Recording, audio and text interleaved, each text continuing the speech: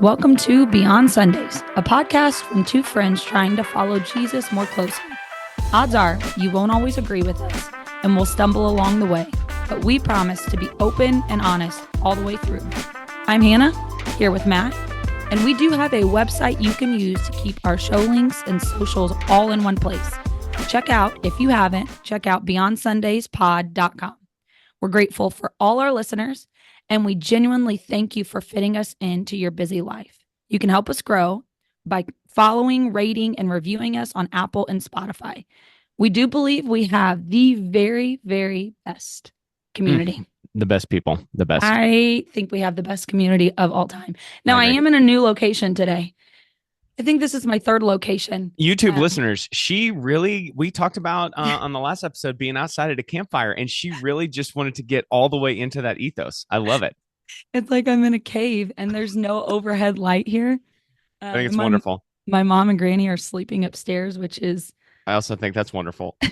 Yeah, my granny's already asked me this morning. I walked in. She's like, "You want a donut?" I just hope she walks downstairs and makes an appearance live on the pod. I would love that. Everybody that knows my granny knows she may be the best human of all time. She is the most wonderful, and she's 90 years old and could do the things she does, which is wild. Stays in her jammies all day, eats whatever. That's real old people talk. What a life. Old people talk. Yes, and I think you can't get there until you're over the age of like 82. Like that's like I'm kicking, and I really don't know if I should be, but I'm kicking. I got a solid 43 years. I'm not halfway there yet. That's good. That's a good thing. That means you can really enjoy life. I got to keep living. Yeah, which is okay. So you're about to go on an incredible trip. I don't know if it's it's cool. I'm looking forward to it. Whatever. It's cool. Whatever. So tell me where you are with your packing and planning. Like, is everything lined out? Are you the kind we're of person recording this on a Tuesday. Okay. Our flight leaves on a Thursday. I will pack on Wednesday night because of just whatever, getting clothes wrinkled and blah blah blah, all that good kind of stuff. Doesn't take me too long to pack. I've done it enough times now that I just grab on a need, throw it in there. Now the ladies in my house, sometimes what though, they're really pretty good too, but they just have a more extensive list of things to bring. I don't need a whole lot, you know what I mean? Just like a middle-aged dude. As far as what to do, cruises to me are different than a normal trip because so much of it is kind of like laid out for you. Someone else has done the work. But in a normal trip, I am the itinerary maker, and Michelle is the like hotel rental car. So she handles like the logistics, and I handle the what are we doing. Interesting. So are you guys the type of family that you have every food place? I know it's a cruise, so maybe it's not different. Do you have let's just talk about a non-cruise kind of trip. Okay. What I will do is I will go to the city or wherever we're going to be, and I'll go on Yelp and I'll start to look at restaurants. I have this app I used. It just loads everything in one place and makes it easy to see everything, a trip planning app. Yeah. I will put a restaurant or two in for every single meal. Now, whether or not we feel like that or something changes, we don't feel like we have to be married to those restaurants, but I do have something there to avoid the, oh my gosh, what are we doing? Where are we going? I don't want that. So we always have a plan. Yes. So with a cruise though, because I've never been on a cruise. Oh, sure. Do you plan out where you'll eat, or is there one place that you go and it has all the options there? It has one place. When you're on the ship, there's one place to go and they serve you, and it has a menu and you can select from things. And on a cruise, you don't have to select one thing. I will be having them bring everything to me, and I will just sample a little bit and eat a little bit and so send that's back what your girls were saying to me. They were saying that Michelle was even saying that when you do appetizers on a cruise, it's like just individual, but they're individually, right? Like they're not like this. But I'm going to say, like, bring me individually all the appetizers. I've already paid. It's all inclusive. You've already paid for it. I've already paid for it. I'll eat one snail if I want to and send the rest back. Fine. Okay, so a couple years ago, there was a video. Ew, snails. There was a video that came out of a cruise ship that was at sea, and there was a storm. And of course, I love like those that are on TikTok, the yo like the big scary water stuff. And there was a cruise. It gives me this feeling I can't even explain. But there was water slamming into the cruise, like pouring into the dining hall.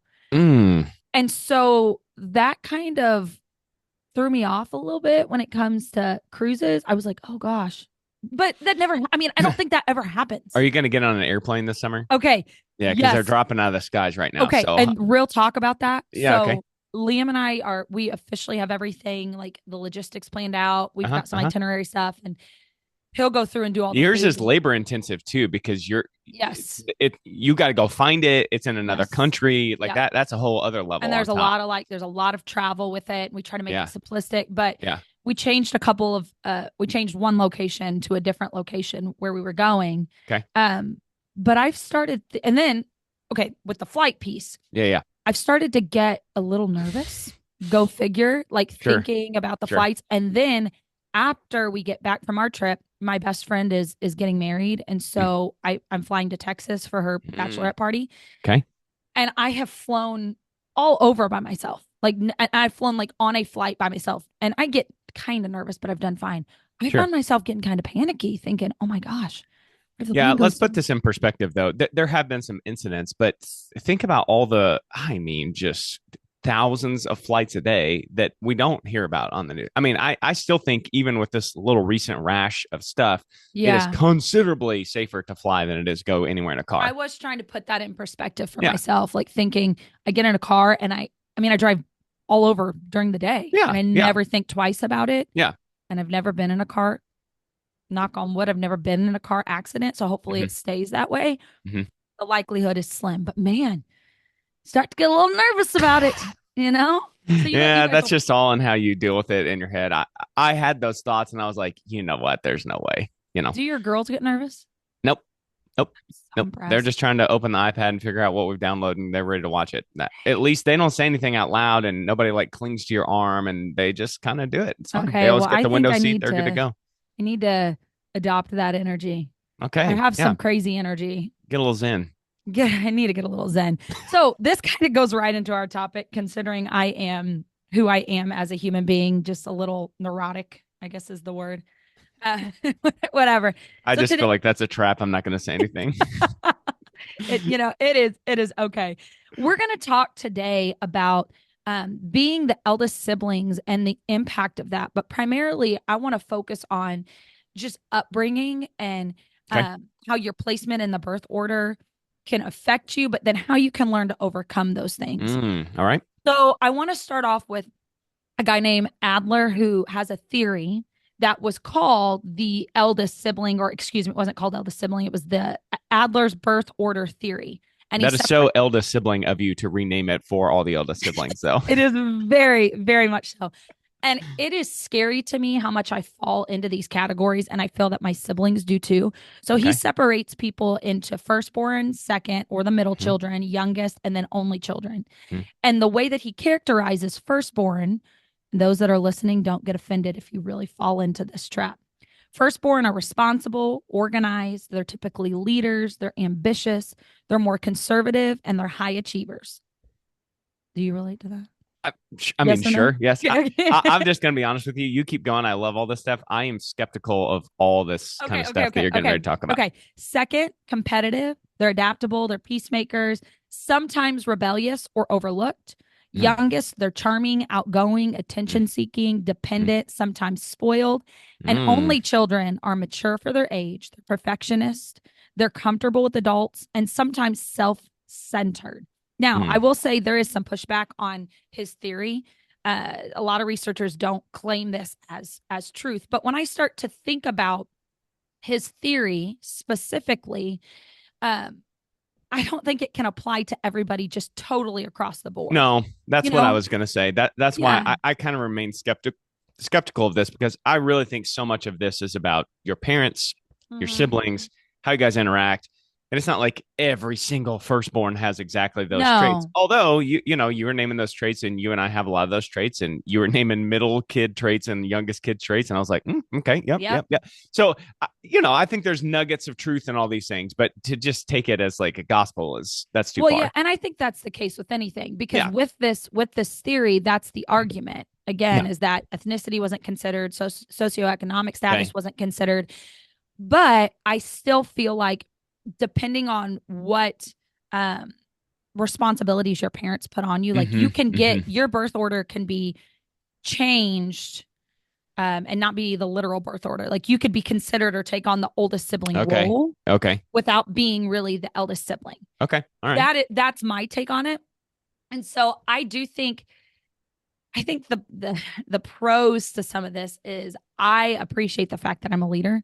I appreciate the fact that they may call it bossy, but like I feel like I get things done. Okay. Um, and so the cons for me in that is I think I kind of fall into the bossy role. Like although bossy can be good, I definitely fall into that in a way that I think can bother my siblings or maybe even cause a separation sometimes because I'm taking on this role of a parent, when Okay. I don't need Sure. to be doing that. Sure. Sure. So I mean, go ahead.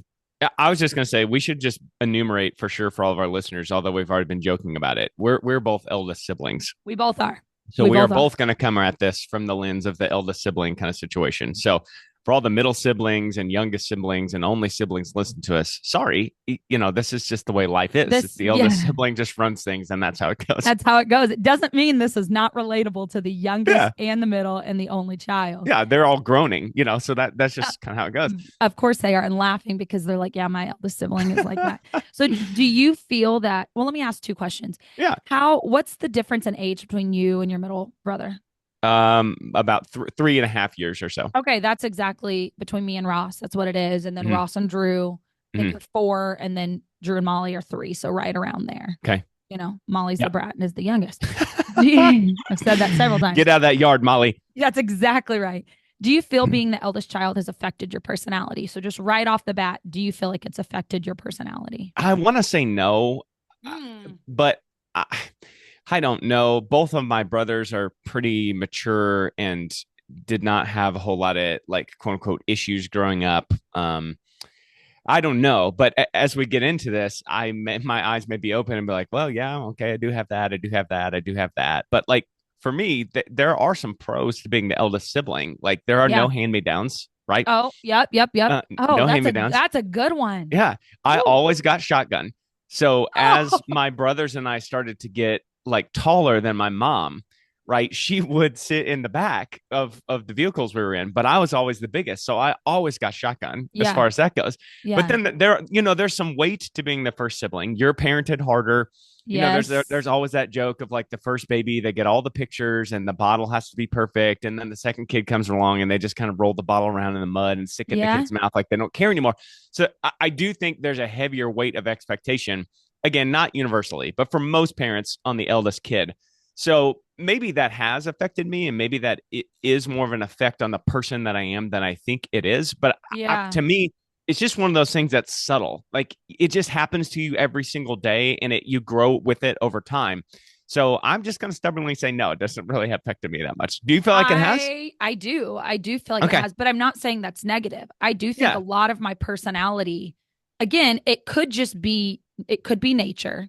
Sure. But I do think a lot of it is how I was brought up. I take on Okay. a lot of that energy of nurturing and caring Mhm. and leading and taking on, even outside of my family. Sometimes I take on the emotional burdens of people when they've never asked me to do that. And Yeah. I think some of that is an eldest sibling trait. I I take pride in that eldest sibling energy. I take a lot of pride in it. Like my mom, this is just an example. She had some news come back about a health issue, and this is kind of, Liam and I had to laugh, but like she wanted me to tell my siblings because she was on the way home from St. Louis, and Okay. it's like I take out my helmet and I put it on, and I got my shield and my sword. Captain And I'm America like, shield, oh, and you're ready to go. I'm ready. I took off. I left work. I knew I couldn't go to my brother's house and just show up. I had to call him first, pull in the driveway, and I'm ready for the conversation. And then I'm waiting for my sister, and I'm ready. And I can't tell my other brother because he's at work, and I don't want him to hear this at work. Like there is a pride to that, and we laugh about Avengers it, assemble. Yeah. So I Where's do. Liam in the birth order? He's the youngest, and it is definitely obvious. Okay. Yeah. Michelle is also the oldest. So yeah, it's interesting. I mean, I'd be interested to know like other couples that we're familiar with where they are in the birth order. Like my dad. Well, I'm just thinking right pastors, now. Yeah. Yeah, he's the oldest. He's the oldest, and she Like- is. No, she's the youngest. But Okay. I feel like she has more of that eldest sibling energy. Well, a lot Which, of the closest people in my life, like you, Michelle, our pastor, like they're all oldest siblings. And I wonder about that too. Is there some kind of like, secret handshake convention that we have access to? And that, like, I don't know. It's just yeah. interesting. Am I drawn to those kind of people because that's kind of who I am too? Well, I do think because we're all the people we're closest to, we're all in a position of leadership. True. I think that's kind of telling on who those people are. But according to his theory, a lot of younger people, Mm. the youngest siblings, they want to be higher achievers than the eldest siblings. Okay. So typically, they're the best musicians. Typically, they're the best athletes, just because they have the freedom to explore things and then they want to do better. Not in But our families, but that is cute for the yeah, younger siblings to want that, you know? it is. That is cute. Yeah. So there are four common struggles that eldest children that they may face that I really want to dive into today. Okay. And Yeah. I want to talk about the struggle with that. I want us to kind of rate where we feel like we are. I want us to explore the spiritual impact that's had on us, if it's affected us at all, and then opportunities through the word, the growth opportunity with it. Mm. Okay. So the first one I really want to talk about, and again, this could apply not just to eldest siblings, it could apply to anybody as well. Sure. Yeah. Yeah. Yeah. These are just kind of common personality struggles for anybody. Yes. Yeah. Yeah. Yes. So the first one is performance versus grace. Mm. So I do feel as the oldest sibling, I for me, I focus a lot on performance and a performance based identity. What that means is you are doing things not technically for the accolades of others, Mm. but I guess there is this deep rooted idea that I am not enough if I don't Mm-hmm. perform well enough. There's a lot of perfectionism in that. So for me, I feel that. I feel that heavy in my life. I feel that in my ministry. Um, I feel that in my friendships at times, and Mm. not because anybody else puts that on me. Sure. This is just an intrinsic thing to you. Yes. And so when I rate that one, Wait. Are we going to do the scale thing? This is live. This is your oh, episode. yeah, So I'm yeah, charged to do this. You should yeah. rate me and I should rate you Oh, on these. geez. Oh, geez, Louise. And then you Okay. can reveal your number and I'll reveal mine. All right. On Okay. this, Hold you're on. Hold on. I want to write mine down. okay. First. Well, I'm Okay. going to go ahead and go while you're writing. Okay. In performance versus grace on a scale of 1 to 5, Wait, you are a 4. You're a 4. okay. Okay. That was exactly what I was going to write down, but I wanted to write it down before you said it. So you believed me. Okay. All I right. What would am say I? okay. Okay. I would say, I think that you're a 4. I do. Is that what That's you would have also what I put? wrote down. Yeah. Okay. Yeah. Okay. Yeah. Yeah. I think that we are both very much perfectionists, um, to, to a fault at times. The performance based thing is the biggest part to me that I feel like has affected my life, especially being and growing up in church and looking at that spiritual impact of how seriously I take everything. Like Mm. I'm very much the type of person that when they were teaching and I was 8 years old and they were saying, these are the things that you need to do to be a good person and be saved. I took those so literally that it was almost binding at times Mm. and Mm. caused anxiety at times because I couldn't reach that level of perfection, whether it was my age or the circumstances in my life. Sure. Um, so I think that's one way that it's affected me spiritually. Do you feel like it's been an impact or played a part in your life spiritually? Yeah. I try to be careful about these to not get my personality flaws on other people. Sure. Now, the extent to which I'm successful at that, I don't know. I mean, please don't go and ask Michelle, listeners. Like that's probably not the person you want to ask. Yeah. But I am extremely hard on myself anytime I am teaching, preaching, podcasting. I mean, most of the time when I get off this podcast, I sit back and I think like, God, you sound so stupid. You're such an idiot. Like, Yeah. Yep. and I will prep something to teaching I'm much more comfortable with, but I'll prep something to preach and I'll try to put it away for a couple of days and not think about it and get it back out. And it never fails every time. We've talked about this, that I read through it and I'm like, what? Why are you so stupid? What do you think this is going to impact anybody like that? And Yeah. so, okay, now this is where you and I may differ. That stuff, I try to use that as fuel to drive me to do better. Sure. And I feel like I'm pretty good at not letting that kind of wash over me in a negative way. But I don't know if that's always the case for me. Spiritually, what I think this means is sometimes I focus on the end result and I don't focus on the journey as much. And Sure. the journey is super important to a lot of people. And as we've talked about on this podcast, a lot of change is incremental. And I'm always waiting in other people to see the change. And so sometimes I think I don't pay attention to those incremental victories as much as I should because I'm trying to get to the end, like Yeah. what's the end result? What are we doing here? Why aren't you different? That kind of thing. I I definitely see that in you, and I hear you talk about that. And as you're saying this, I'm having this interesting thought. This idea of performance and wanting to do well and using it for the right reasons Sure. is the way it should be, because not all of this is negative, but I'm already noticing the chatter in my brain to take it and to pull out something ugly and say why it's not doing well in my life and this bad Mm, stuff. mm, And I think some of that is that same perfectionist energy. mm. I know that it pushes me to be better. I know Yeah. that's why I do things.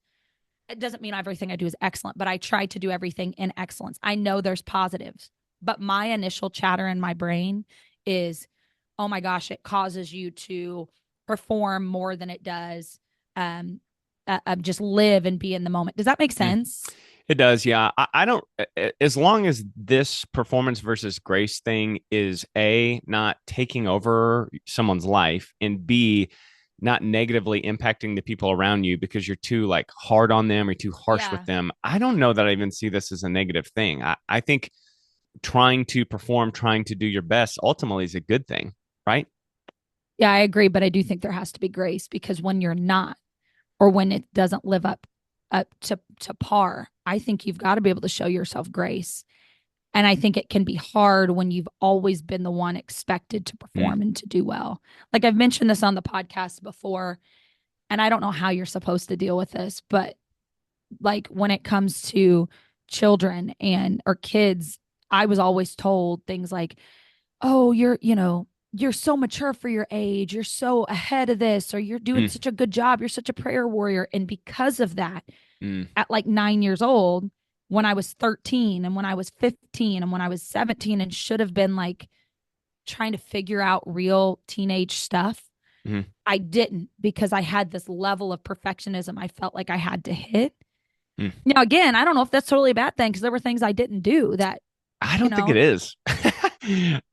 yeah, You keep trying to frame it as bad, and I'm just not convinced that this is bad. Again, as long as you're not negatively impacting others around you, I don't see you doing that. yeah. I think this is good. Don't let it take over your life, but yeah, let it push you. Let Let it it try to. do the right things. Yeah, yeah, And it absolutely. has to be in balance, and you have to show yourself grace, right? There still has to be After you grace. beat yourself up, that's for me. Like I need to yell at myself a little bit Yeah, though. but I'm not sure the beating up is the best part. Yeah, but it's just like 15 or 20 minutes, and then Oh, then I'll let it go. But like I have to. I just and you have know what? to. Let me say That's this. part of my process. But I do think, like, okay, this could, when I listen back to this later, I may disagree with this, but I do think if you kind of give yourself time like that, 5 minutes, I'll let myself run with this idea of how awful I did and blah, blah, blah. But then after that 5 minutes, you say, okay, now how can I do better? What Yeah, was good? I yeah. think if you set yourself a limit, I think my issue is I don't set that limit. And Okay. so then it just keeps going and going until I have to do the next task. And I've obsessed so much about, and that's not all the time. Realistically, that's not all the time for me. Sure. Sure. So yeah, yeah, I think I can get behind what you're saying, that I like it. I'm in. it's good. Okay, so oh, I do want to read a scripture. Yeah. Ephesians 2, verse 8 through 9 says this: For it is by grace, if I can see in this lighting, for it is by grace you've been saved through faith. And this is not from yourselves, it is the gift of God, not by works, so that no one can boast. For we are God's handiwork, created in Christ to do good works. I hope you guys aren't seeing me on the podcast right now trying to read this like I am 92 years old, like my granny, because I can't hardly see it. But I think that says it best. Yeah. Our works don't save us. It's not it's through God's grace and through God's goodness. So living out that scripture is important, doing things in excellence, but I, also, yeah. you I agree with that, and I also agree with do everything you do is unto the Lord. know. So do it the best you possibly can. And for me, again, and this can get unhealthy for people. I realize this, but for me, kicking myself like a dog and telling myself how stupid I am is part of me motivating myself to do my best. Yeah. Yeah. Yeah. So the second one I want to talk about is control and trust issues. And again, there are parts of this that I see in myself, but parts of it I really, really like about myself. Okay. So with this, the struggle is that you may be, which again, I don't, struggle is not the best word here, but you're a take charge type of sibling. You're the one that's getting things done. And let's say you're at okay, for example, there's a Mother's Day thing, and you want to be the one, the kids should be the one cooking the food. This is true story. Should be the one cooking the food. Treating your mama. Yeah. Treating your mama.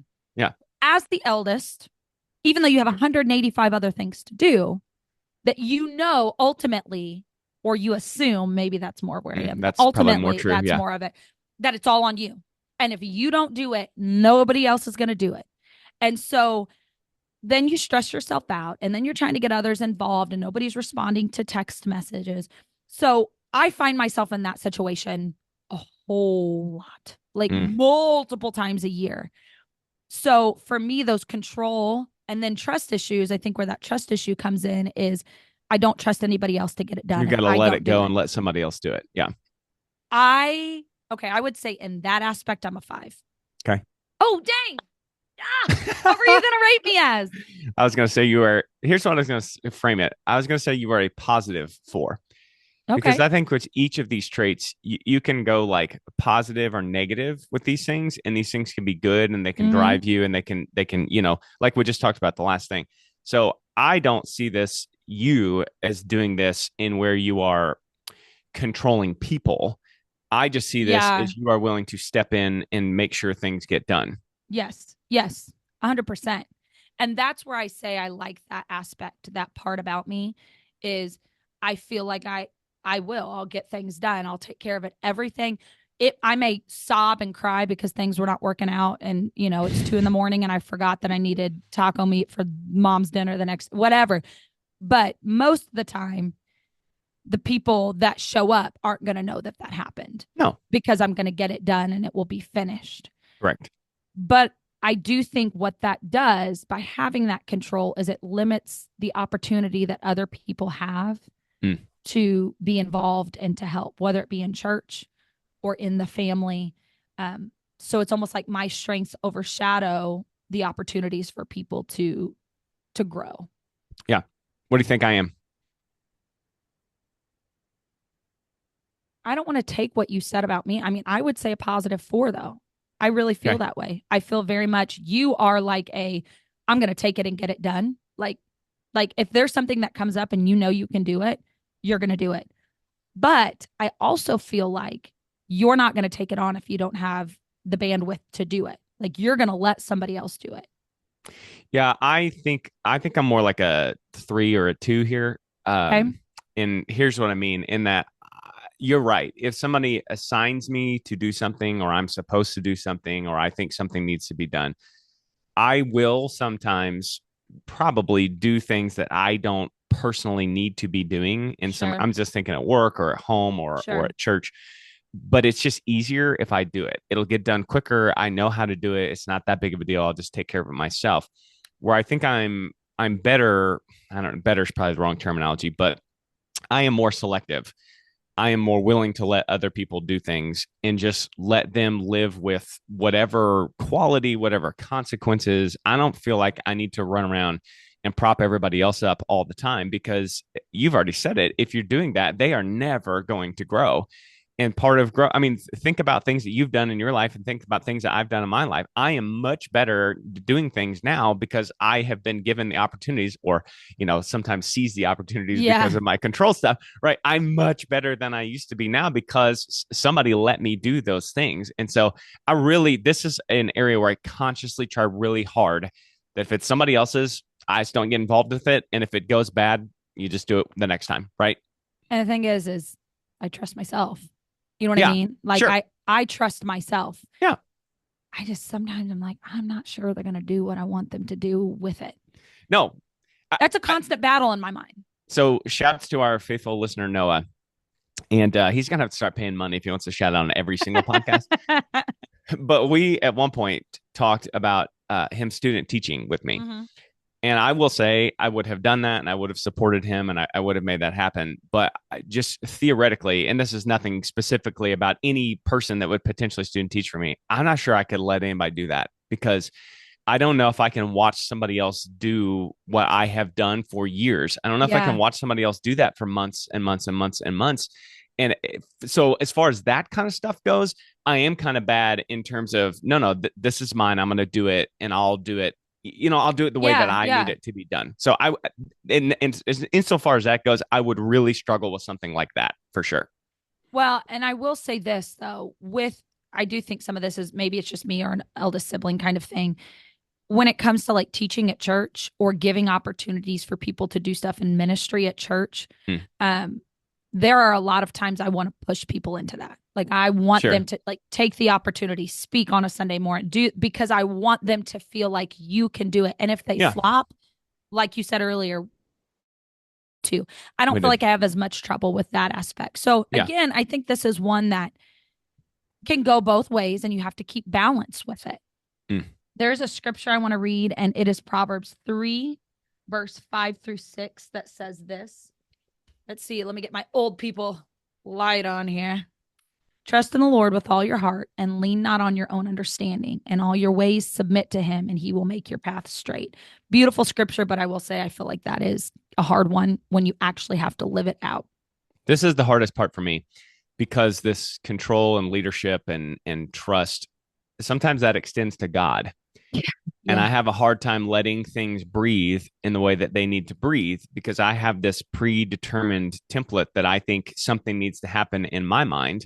And ultimately, what I feel like I'm doing is I feel like I'm trying to push for the right outcome, Yeah. but God just wants to do it a different way. And so sometimes I don't let things breathe in the way that they need to breathe. Again, those incremental things because I'm always pushing, pushing, pushing, pushing, Yeah. pushing. Sometimes you got to stop. And so I am kind of bad at that. And when they don't turn out the way you had envisioned in your Yes, mind, it's instead of frustration. saying it was God, this is how God designed it, there is a level of, oh my gosh, what did I do wrong? When really it's Yes. like, this Yeah. is how it was supposed to be. In all transparency, on Sunday, after Brother Harper's message, that was what I felt like Hmm. God was prompting me in, is like, Okay. this is my youth group. Not mine. This is God's. Yeah. You are equipped to do what I've called you to do, but Okay. your hand does not extend beyond where my hand goes. Yeah. Yeah. And so I definitely felt that. So I bet God is dealing with me in that Hmm. control and trust issue. Eldest sibling, I'll blame that one on my parents. No, just kidding. The third one I want to talk about is self-sacrifice without boundaries. Yeek. Um, expecting You're a seven. oh my gosh. Expected to give and serve without limits is a lot of this. That's the struggle in this. Matt's already he's labeled me there. Also, confusing. I loved this. I heard this defined or read it defined somewhere. Confusing burnout with Christ-like servanthood. Hmm. Holy smokes, that hits home for me. Where would you rate me? Oh, seven. Okay, let me think about you here. Expected to give and serve without limits. I think you battle with this in your mind. No? No, I'm a one. You think? I do. I do. And in fact, I'm ready to push back on this burnout for Christ-like service idea. Oh, I think so much of this is a mental game. okay. I Tell me think more. if you are always telling yourself, "Oh, I got so much. Oh, there's so much weight. Oh, there's so much of this. Oh, there's so much of that." Guess what it's going to feel like? Weight Oh, okay. Okay. all the time. It is. Now, I am not here to suggest that there are not limits. You know what I mean? I'm not stupid. I understand That's that there are good. limits. But if you're always telling yourself, "Oh, I got too much. I don't have enough bandwidth. I can't do this. No, I can't take this on," then you're not going to be able to. But what about Yeah. all those scriptures where it says, "If you go and wait upon the Lord, He shall Ah, renew your strength"? Where is the room for that? Where can we do those things? You are literally just flopping around because their I'm just cave down telling you. there in their basement. I'm just telling you. That is so on par for God to speak like that, because I was having this is the, God forgive me, listeners, forgive me. I'm sitting in bed with my husband. I Mhm. have I'm going to be traveling for 2 weeks, okay? Yep. Then I Yep. get to go to a youth conference with my young people. That's Yep. It's going to be an absolute blast. Yep. Then the week after that, I'm flying to to Texas for a bachelorette party with, my best friend in the world. And I'm laying in bed with my husband, like crying because I'm like, it's just so much stuff. I just want to be home. And he looks at me and he's like, Hannah, you don't have to work. You get to just travel. And I'm like, why am I looking at this as a negative thing? Like, I get to travel and I get to be with my youth kids and I get to go and spend this and celebrate with my why was my mindset in a place where this stuff felt like it was so heavy? And it Mhm. doesn't mean things don't get heavy, but you're exactly right. It is a mental thing. So that self-sacrifice without boundaries, I think I do think there's I think it's done internally. I do. I think so because with, like, for example, today with my mom. So my mom has a doctor's appointment today. My mom has a doctor's appointment Thursday. That eldest sibling energy that's like, I'm going to be the one to take her, which I want to be there. Sure. But I've never extended the invite to my siblings. Mm, I've never asked them to come along. mm. I've never said anything. And they would. Now there's a part of me that hates the fact that I have to prompt that. But also But they that self probably learned that, yeah, you've I'm set gonna up do it. that, yeah, I'm gonna you've do set it. that up. Yeah. And in this instance, mom, if And you're it's listening, good. yeah, mom, if you're listening, of course I want to go with you. It wouldn't matter if all of them were going or not. I'd go either way. Sure. But there is that idea that, oh, I'm sacrificing so much and there's no boundaries. But I've never reached to have other people come in and take over certain things. Yeah, the scripture you have for this one, and I'm just going to go ahead and bring this in now. Isn't Mhm. this the one where it's like Jesus often retreated in solitude? Yes. Yeah. Yep. That is critical to me with this, in that Jesus did a lot of things. A lot of Yeah. things. He had no home. He constantly walked around. He constantly ministered. He constantly. So you and I have jobs and you and I have things we do. I think it's very hard to make the argument that Jesus didn't do more than us on a daily basis, Yeah. because Yeah. there is no. So if you don't have a place to go with God where you can calm and rest and find strength, then yeah, that this stuff is. And I'm not saying that you don't do enough in your life. That's not what No, I'm no, no, getting at. no, no. But mentally, spiritually, if that's not where you're at with God, if you're not centering yourself on God and, taking a quote unquote deep God breath and getting there, then yeah, it is going to start to feel really bad really Yeah. fast. But the thing is, God does give us strength. So I did want to push on this a little bit. And again, I understand burnout is real. I understand boundaries are real. I totally get all of that. I just came out of May and I could not go to another special event for school. I was ready again. And I said this last episode, or no, I said this on my other Cardinals podcast, is that, like, I appreciate all these people. I appreciate all these things I'm doing, but I cannot go to another event. I just Yeah. can't do it. So yes, there's moments like that, but your whole life isn't like that. Right. No, and it's a reframing. I think that that's excellent. I think that's excellent. Yeah. I do want to cover this last one. It's false Sure. identity versus true identity in Christ. So, as the eldest sibling, there's this idea of this hero role where the eldest sibling carries unnecessary, unspoken Get your shield, emotional girl. Get your burdens shield. for the family. Yeah. I love the unnecessary and Yeah. unspoken, Sure. because when there's an issue, you better believe Hannah rises up from the dead. It's like, here I am. The And phoenix rising up from the yes, ashes. and there's a part of me that takes that pride in that. Mm. But then I'm frustrated because where are the other soldiers? And it's like, Mm. well, you didn't need to take that on for anybody else. Yeah. Nobody asked you to. It's the same with God. God, sometimes I've had God, I feel like, just blatantly say that to me, and obviously not in an audible voice, but I felt Mhm. very much in the face. I never ask you to take on that role. Mm. I never ask you to try, even for God, I never ask you to try to be this or to defend me in this. I just ask you to be. Yeah. So this has been a big one for me. But again, it's that reframing of, I think it's there and it can be good, Mhm. but it's just keeping it from working itself out in an ugly way in my life. Yeah, I don't know. I have a hard time thinking that other people around you would say that this is a bad trait you have. I really don't think you have very many bad traits. So it strikes Thank me you. that this is like an internal kind of thing again. Yeah. That you wrestle with inside. And so you set up these situations for yourself and then you get frustrated. But Mhm. really, you didn't have to set up the situation for yourself at all. But I really struggle to think that your family or your kids at school or people at church like look at you negatively, because I don't see people doing that with you. So I think, again, this is something like you're pulling your shield up, and I don't think Yeah. everybody's rolling their eyes, but on the inside, you're like, oh, this is so heavy, right? You just do this all the time to yourself. And so I think it gets heavy for you. Do you feel like this one applies to you? I also do not. Okay. Maybe you Interesting. disagree. Maybe you disagree. Hmm. I don't. I don't feel responsible. Like, I don't think so much for you on this one. I okay, don't. But I wonder if it's a man woman thing too. that could, yeah, there could I be do think something there's to some that. of that. We'll just wait, listeners, to our episode next week. It's going to get wild It's on gonna the talk. gender terms. Yeah, I do wonder that. yeah. So I don't feel any pressure from my brothers. They both have good established lives. Not that your siblings don't. I'm not trying No, to, no, I know that. compare I and know that. contrast anything like that. But I don't feel anything like that.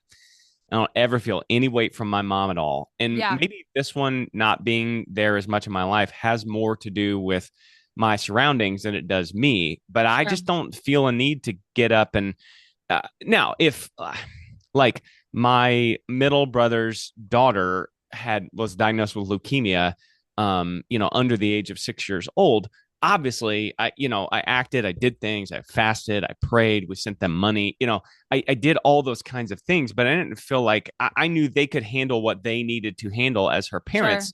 And then I would do what I needed to do. And so I try again just to keep the perspective and try to keep things healthy in I terms of want to helping ask other you people. this. When Yeah. your dad died, did you Mm. feel a level of that, or did you feel like you had to act a certain way or respond emotionally a certain way to protect or to help them? I don't want this to sound like I'm a bad person, but I really did not too That's much. okay. Yeah. I was on the edge of leaving the house anyway. Hmm. I was on the edge of adulthood, and my mom, like, she never made me feel that way. She never asked me for help with my brothers. She never put any of that on me. And so that's, huge shouts to her for not needing that or not asking me to do that.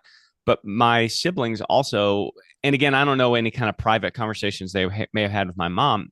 No, I Sure. didn't really feel that pressure, Yeah. which maybe that's excellent parenting. I think Yeah. that's ultimately what it is. And see, for me, I feel like I, a lot of that was internal for me. So I Yeah, assumed sure, positions, not sure, because I was asked or expected, sure. but I assumed certain things. Um, again, without being asked. One shout out, like, because we're gonna move on from this, but I want to give a shout out to my sister because when it comes to Mm, unlearning some of these behaviors or learning to balance some of these, I on Sunday I felt like I prayed pretty hard in the altar, and it's not because there was this big sin or anything crazy hmm like that, hmm but it never fails. My sister being the youngest, that anytime I'm at the altar, she's always right next to me. mm, And she is the brattiest. And I say that in the most loving way. I mean, Molly, there is nobody like her. She's independent. She'll say what she wants to say. She's fiery. She's fun. All of these great qualities. mm, But that role I've felt like I've had to assume as the oldest for so long of being the strongest and never being able to show what I'm really feeling as she has gotten older. She has proven through the way that she is that, hey, look, sis, I'm here. I'm yeah, here. I love you. And it's not yeah, in this weird where I would have to over explain. All she does is come and grab my hand and pray with me. yeah. And so I do think it's important at times to either unlearn, not all the Mm, time, mm. or to Deconstruct. Whoa. deconstruct, yes, or to really dive into these behaviors because again, for me, it was so easy to point fingers at everybody else and say why I Mm, felt burnt out. mm, When, like we've discussed here, a lot of it was inside. Those mm, traits weren't wrong, but it is how I frame it. And it is constant battle makes it seem like this really bad struggle. But when I say Paul says he died daily. And so for me, I do feel like it's this constant death daily for me to remind myself that person's battle is not mine. I don't have to be the strongest one in the room. I can allow somebody else to be in charge, but it is a constant thing for me. So I've had to kind of process some of that. Why do you feel that it's hard at times to unlearn or to move away from some of this stuff or even to be reflective on it? Well, I was just going to say one thing I think that we've learned on this podcast, and we're 21 episodes in now, and maybe everybody could just already tell this right away, is I think you feel everything harder than I do. I feel things almost too hard. Yeah. Yeah. And that I think comes from a good place. And it comes from a root of It's the Bible says this like 100 times about Jesus. He had compassion on the crowd, so he Sure. acted. He had compassion on the crowd, so he healed. I always think with you that your stuff comes from the right heart, a good place. But when you experience like a level of success in your life, or you do things in a certain way and it gets a certain reaction and people have a certain appreciation for it, Mm-hmm. it's really hard to change what you're doing, because you're doing what you're supposed to be doing. Like you're having the impact that you're attempting to have the impact that you should have. And so sometimes it just comes down to, if it ain't broke, don't fix it. Right. Sure. And if you're kind of limping along and you're hashtag struggling towards Jesus, and everything seems to be working the way that it more or less should, it's very difficult to be reflective. And it requires like a level of self-awareness that not all that many people have to be able to do stuff like this. This is why it's important to have these conversations. It is. You have just to between talk you and about I. it. But like listeners too, I hope that as we're talking about our lives, and no matter where you're at in the birth order, I hope that you're thinking about your life along these metrics too, because it's so important to step back and look at yourself, because you'll never grow if you don't. And you may have these conversations at 22 years old with somebody, but when you get to be, 31 years old and hold on, 48. No, I'm just kidding. I'm just kidding. When you're in your different in these different areas in your life, I do believe you have to have these conversations again, because your roles change and your ideas change. And so I do think you have to reframe it as you get older. But it's all about, like you said, hashtag struggling toward Jesus. That's what we're doing. We never reach this point of perfection. So we do want to thank you for joining my counseling session today. Matt's looking for his payment through. Do people still use PayPal? Stop. You will never pay me for anything. That's ridiculous. We always enjoyed going beyond Sundays and hope that you enjoyed the conversation today. If you have any thoughts or comments about our topic today or anything else, please reach out to us. I want to thank those that have been commenting on our Facebook posts. We read those. We love those. Thank you. Make sure you go to beyondsundays.pod.com for our show links and socials. And until next time, may the Lord bless you and keep you.